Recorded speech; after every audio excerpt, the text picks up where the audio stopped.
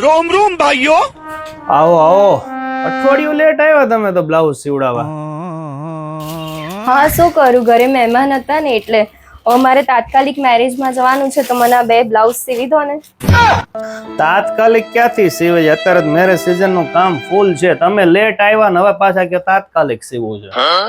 હું કઈ ના જાણું, તમારે મને સીવી જ દેવું પડશે. ને તે ખબર છે ને અત્યારે 7,000 નો દંડ ચાલે છે.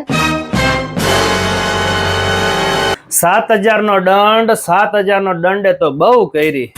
હાલો, માની લીધું કે ઈ બેન ને પ્રોબ્લેમ પડ્યો હશે, કદાચ કોક દરજી કામ કરતું ઈ ભાઈનો વાક હશે, પરંતુ એક વ્યક્તિના ભૂલના હિસાબે અત્યારે આખો દરજી સમાજ બદનામ થઈ રહ્યો છે.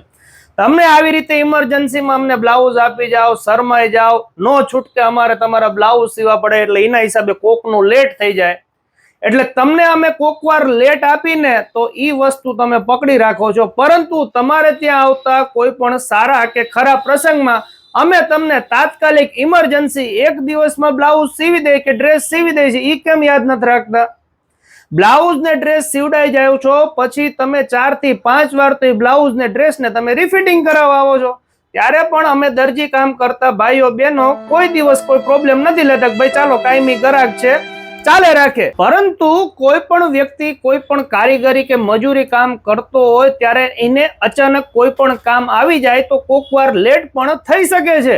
હાલો, નો ડાઉટ કે ઘણા લોકો હાથે કરીને લેટ કરતા હશે, બરોબર છે, પણ ઈ વર્ગ 2 થી 5% જ હોય છે. 95% દરજી કામ કરતા ભાઈઓ બહેનોને કોઈને એવું નથી ગમતું હોતું કે ગ્રાહક તેની પાસે આવે અને ધક્કા ખાય.